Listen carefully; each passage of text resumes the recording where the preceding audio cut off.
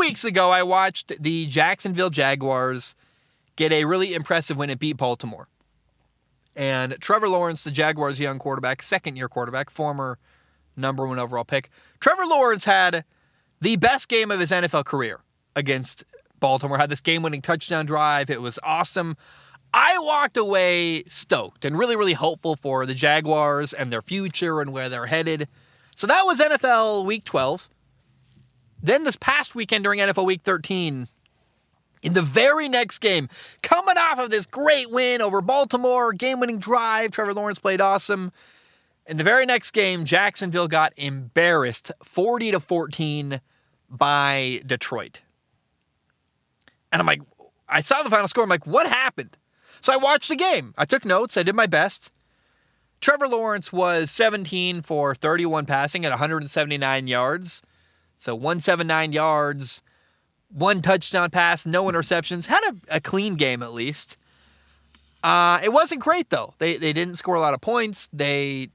Completion percentage isn't awesome. Not a lot of yards thrown for. I think, number one, you got to acknowledge there were just a lot of drops by the Jaguars. Zay Jones had 3 drops in the first half. That's not normal for him. Evan Ingram. The drops added up. And Trevor was 17 for 31 passing. That very easily could have been 21 for 31, 23 for 31. So there were a lot of drops. On top of that, Trevor Lawrence and the Jaguars offense got no help from the Jaguars defense. I mean, Detroit dominated time of possession. They put up points after points after points. When the Jaguars offense finally got the ball for the first time in the second half, they were down 30-6. And the Jaguars only got 3 drives in the second half of this football game. They had a 16-play touchdown drive, then a 3-and-out, and then on their last drive of the game, they were down 40-14. Trevor Lawrence wasn't even on the field for that because they're like, we're not going to risk the health of our franchise quarterback. It's crazy, by the way. The Jaguars had the ball 3 times in the second half because of how long the Lions are able to hold on to the football and they have these long, sustained drives. There was a scary moment at the end of the first half where Trevor Lawrence got sacked and his leg twisted under a defender, looked really gnarly and was very bad looking, at least. He ended up continuing to play, and turns out what happened was he got a sprained left big toe and his plant foot, which is much better than it. If you told me live watching that, I'm like, that's a Joe Theismann play. He tore his ACL, his knee is done. Oh my gosh. Turned out to be nothing, but down 40-14 again, end of the game. There's no reason to risk the health of your young quarterback. So Trevor Lawrence got 2 drives in the second half, which is insanity. It really shows how much the Jaguars defense was struggling to help their offense. I walked away from this game thinking the Jaguars just looked like a young team that's still learning, which is exactly what they are. I've got a lot of patience for Trevor Lawrence.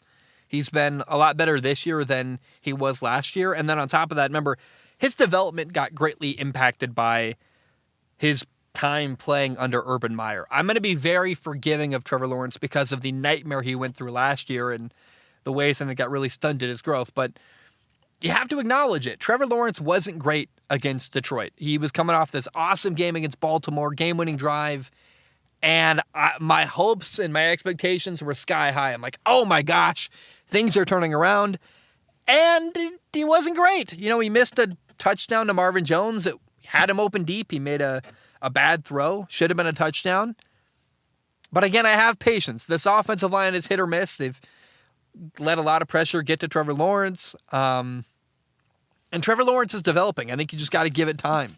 I just really think it's important to allow time for Trevor Lawrence to develop. He's got a coach who's awesome. He's got a young football team around him. Just let's...